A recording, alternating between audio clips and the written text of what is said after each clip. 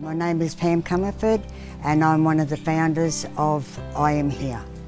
My son had an acquired brain injury from rugby league, and that was back in 1987. Jason was only on the field probably about 20 minutes, and the other side, which was Windale, they had the ball and they were running for a try. Jason went in for a low tackle around the ankles. We weren't sure what had happened because a try was scored and Jason came back to where he was standing and he got up and he collapsed. He got up and he collapsed, and I knew there was something wrong. And then the ambulance arrived and she took one look at him and she jumped up into her ambulance and she called for paramedics straight away.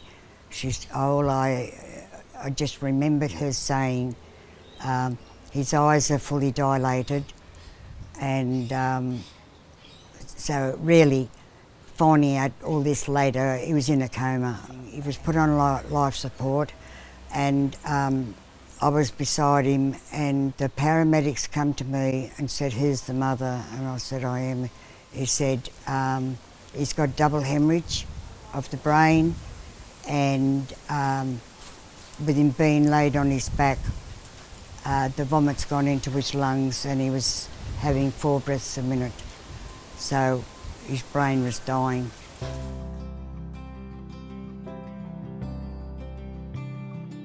There was nothing here in Newcastle for acquired brain injury or for anyone with a serious injury. Like Jason was 3 months in Newcastle back then, near the beach, the Newcastle Hospital, and then when he was ready for rehabilitation, he had to go to Sydney, down to Currabell in Sydney, and we had to learn things. We just learned as we went along. We just learned things, you know. Yeah, I often think back, I don't know how we survived it. I really don't know how we survived it. He was in Sydney 2 months, but they couldn't handle him because of his behaviour. He went Burko and broke a jaw, and anyway, the police were called and they put him into Ryde Psychiatric Hospital. They wanted me to sign him in, and I said, no, we'll take him home and look after him. And that's what I did.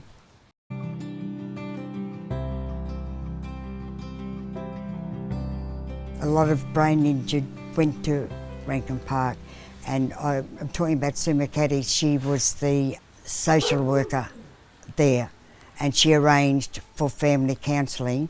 Well, she realised then something needed to be done with all these brain injured people, but that's when Sue then started up Head Start, or with the Motor Accident Authority, and so we got to meet other people. Could be car accidents, motorbike accidents, pedestrians, all these people that really are hidden in the community because people just didn't know. You heard on the news, severe head injury.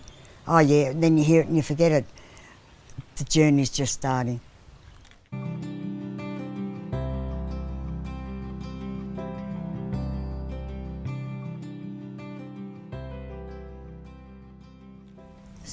Kay Little, her son had a brain injury, and so it was her and I, plus the Mastersons, that were really involved in setting all this up.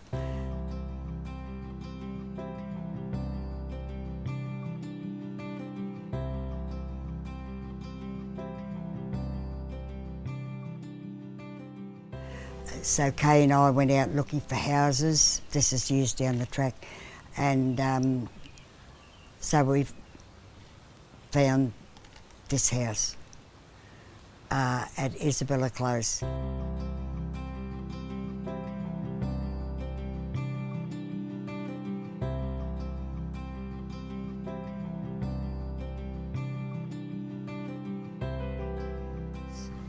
When my son had his brain injury, there was people everywhere, all his mates, everyone was there at the hospital.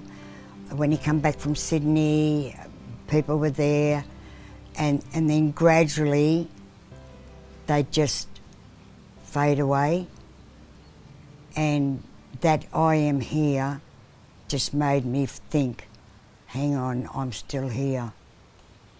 And I get teary when I talk about it. So, our guest that was there, what do you think? And he just went, I am here. End of story. That's how it become I am here.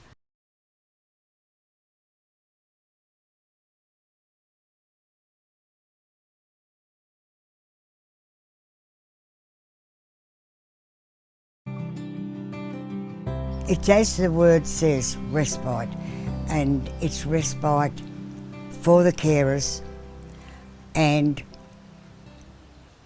it's respite also for the guests.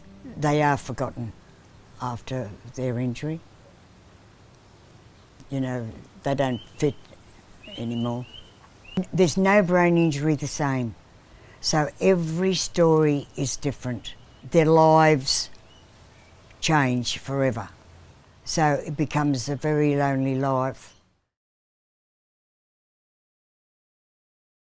There are so many out there that need somewhere to live, somewhere to have respite, you know, for the carers. It's just hidden away, and it's got to grow. Look how far we've come now. I am here, and we're here to stay. That'd be a good slogan.